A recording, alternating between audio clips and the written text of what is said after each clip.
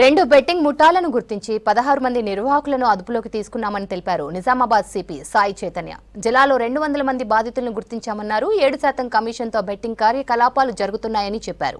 ఈ కేసులో నిందితులపై IT act, gaming act, money laundering యాక్ట్లతో పాటు క్రిమినల్ కేసులు నమోదు చేశామన్నారు. బెట్టింగ్ విషయంలో కఠినంగా వ్యవహరిస్తామంటున్న నిజామాబాద్ పోలీస్ కమిషనర్ సాయి చైతన్యతో రజనీకాంత్ ఫేస్ టు ఫేస్. నిర్వాహకులపై సీరియస్గా స్పందిస్తున్నారు నిజామాబాద్ సిపి సాయి చైతన్య. ఒకవైపు బెట్టింగ్ని కంట్రోల్ చేస్తూనే మరోపక్క యువతను చైతన్యపరిచేటువంటి ఒక ప్రయత్నం చేస్తున్నారు. ప్రస్తుతం సిపి గారు మాట్లాడారు. సార్ చెప్పండి, మీరు వచ్చి రాగానే బెట్టింగ్ పైన చాలా సీరియస్గా కాన్సన్ట్రేట్ చేసేది ఏంటి సార్? బెట్టింగ్ అనేది first thing, anyway betting is an illegal thing. తెలంగాణలో ఆన్లైన్ కానీ ఆఫ్లైన్ కానీ బెట్టింగ్ అనేది ఇల్లీగల్ అండి. కానీ మనం గుర్తుపెట్టుకోవాల్సింది ఏంటంటే, ఈ బెట్టింగ్ వల్ల చాలామంది వాళ్ళ యువతను ప్రాణాలు పోగొట్టుకుంటున్నారు. వాళ్ళ యువత ప్రాణాలు కాపాడే బాధ్యత అందరిపైన ఉంది, మీ పైన ఉంది, మా పైన ఉంది. అండ్ ఇల్లీగల్ యాక్టివిటీస్ వాళ్ళని కంట్రోల్ చేయడానికి మనం అంత కష్టపడుతున్నాం. అందరికీ తెలిసిందే, తెలంగాణ గవర్నమెంట్ కూడా దీని మీద చాలా సీరియస్గా ఉంది. తెలంగాణ పోలీస్ ఒక ఎస్ఐటీ కూడా ఫామ్ చేసింది. ఈ బెట్టింగ్ యాప్స్ని కానీ ఎట్లా ఫైనాన్సెస్ ఎట్లా మూవ్ అవుతున్నాయి, మిగతా వాళ్ళతో ఎట్లా కోఆర్డినేట్ చేసుకుని వాళ్ళని ఈ బెట్టింగ్ యాప్ని అరికట్టాలనేది కూడా వాళ్ళు వర్కౌట్ చేస్తున్నారు. సో మన నిజామాబాద్లో భాగంగా నిజామాబాద్లో మనకు కూడా కొన్ని ఇన్సిడెంట్స్ వచ్చినాయి. ఫస్ట్ వచ్చినప్పుడు కూడా చెప్పాము, బెట్టింగ్ యాప్స్ వల్ల మన యువత వాళ్ళ ప్రాణాలు పోగొట్టుకుంటున్నారు. వాళ్ళని దాన్ని ఎట్టి పరిస్థితుల్లో మనం ఫైట్ చేయాలని ఇనీషియల్ డేస్ నుంచి చెప్తున్నాం, అదే కంటిన్యూ చేస్తున్నాం. ఈ బెట్టింగ్ అనే మహమ్మారితో నుంచి మనం ఫైట్ చేయాలి అంటే అందరం కలిసి ఫైట్ చేయాలి. ఎందుకంటే అందరూ ఈజీ మనీ, రండి డబ్బులు సంపాదించవచ్చు అని చాలామంది ప్రలోభ పెట్టే వాళ్ళు ఉంటారు. చాలామంది చాలా ఫైనాన్షియల్ డిఫికల్టీస్ ఉంటాయి. వాటి నుంచి దూరంగా ఉండాలి. వాటి నుంచి మనం దూరం పెట్టాలి అంటే తల్లిదండ్రులు అందరూ పిల్లలతో పాటు ఉండాలి. మీరు ఒక విషయం అబ్జర్వ్ చేయండి, పిల్లలు ఎందుకు ఆత్మహత్య చేసుకుంటున్నారు, ఎందుకు చెప్పలేకపోతున్నారు బయటికి, ఇట్లా ఈ బెట్టింగ్లో డబ్బులు పోగొట్టుకున్నారు. చెప్పాలి అంటే మనం కూర్చోవాలి, పిల్లలతో కూర్చోవాలి. వాళ్ళకి ఒక మైండ్ సెట్ ఉంది, మైండ్లో ఉంది, అరే అందరూ ఎట్లా అనుకుంటారో ఏమనుకుంటారో అని. నేను పోలీస్ డిపార్ట్మెంట్ నుంచి మీకు ఒక కాన్ఫిడెన్స్ ఇస్తున్నాను. మీ పేరు ఎక్కడ ఎవరి ఐడెంటిటీ బయటికి రాదు, విక్టిమ్ యొక్క ఐడెంటిటీ బయటికి రాదు.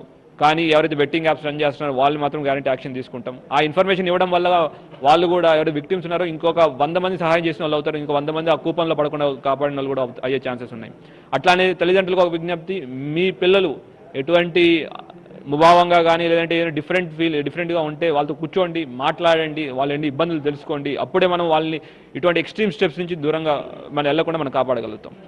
గతంలో అర్బన్కి మాత్రమే పరిమితమైన బెట్టింగ్ ఇప్పుడు గ్రామీణ ప్రాంతాల్లో కూడా విస్తరించింది సార్. ఎట్లా అంటే ఎందుకు అంత వేగంగా గ్రామీణ ప్రాంతాల్లో? Spread of technology, spread of mobile phones. ఇప్పుడు మొబైల్ ఫోన్లు, ఇంటర్నెట్ అన్ని చోట్ల అవైలబిలిటీ ఉంది. If you have seen the betting, online బెట్టింగ్లోకి వెళ్ళిపోయింది. So it's availability of internet, availability of mobile phones ద్వారా దానిలో వెళ్తా ఉంది. సో problem is not limited to ఏదో ఒక అర్బన్ లేదంటే ఒక పాకెట్కి లిమిటెడ్ అని కాదండి. Problem is spread across the state. అన్ని చోట్ల ఉంది problem, not only state. I don't say మొత్తం అందరికీ.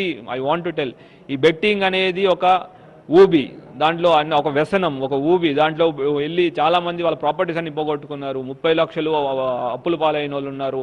ఇట్లా 2 కేసులు అయినాయి. ఒక కేసులో వాళ్ళ ఫ్యామిలీ కూడా ఆత్మహత్య చేసుకుంది. ఈ వ్యసనానికి దూరంగా ఉండండి. బెట్టింగ్ ఎవరైతే నిర్వహిస్తున్నట్టు ఇన్ఫర్మేషన్ ఉన్నా మాకు 1930 కానీ డైల్ 100 కానీ లోకల్ పోలీస్ కానీ ఇన్ఫర్మేషన్ ఇవ్వండి, వాళ్ళ మీద యాక్షన్ తీసుకోవడం జరుగుతుంది. బెట్టింగ్ బాధితులు కావచ్చు, సమాచారం ఇచ్చేవాళ్ళు మీరు ఎట్లాంటి సెక్యూరిటీ కల్పిస్తారు? వాళ్ళకి ఎట్లాంటి భరోసా, మీ ముందుకు రావాలంటే వారికి ఎట్లాంటి భరోసా? ఇప్పుడు ఇందాక చెప్పినట్టు అగైన్ ఐఎమ్ టెల్లింగ్ యూ, మళ్ళీ చెప్తున్నాను, though it is repetition but ఇది ఇంపార్టెంట్, అందుకే మళ్ళీ చెప్తున్నాను. బెట్టింగ్ ఎవరైతే బాధితులు ఎవరైతే ఉన్నారో వాళ్ళ యొక్క ఐడెంటిటీ, వాళ్ళ యొక్క పేర్లు కానివ్వండి, వాళ్ళ ఊర్లు కానివ్వండి ఎక్కడ బయటికి రావు, బయటికి చెప్పం. మీరు ధైర్యంగా మా దగ్గరికి రావచ్చు, మాకు ఇన్ఫర్మేషన్ పాస్ ఆన్ చేయొచ్చు. మీకు ఏ బెట్టింగ్ యాప్ల ద్వారా రన్ అవుతున్నాయి మాకు ఆ ఇన్ఫర్మేషన్ ఇస్తే just we'll take action against all these things. 200 మంది బాధితులను ఆల్మోస్ట్ కన్ఫర్మ్ చేసింది సార్. ఇంకా బాధితుల సంఖ్య పెరిగే అవకాశం ఉందా? మీ దృష్టికి ఇంకేమైనా వచ్చినాయి? ఆఫ్ ది రికార్డులో ఇంకేమన్నా? ప్రస్తుతానికి ఇన్వెస్టిగేషన్ జరుగుతూ ఉంది. ఇంకా ఎవరంటే ఇంకా మనకి ఇన్వెస్టిగేషన్ తెలిసే ఛాన్స్ ఉంది. సాయి చైతన్య గారు ఒక్క మాటలో ఏం చెప్తారు నిజామాబాద్ ప్రజలకి? ఈజీ మనీ అనేది ఉండదు, బెట్టింగ్ నుంచి దూరంగా ఉండండి.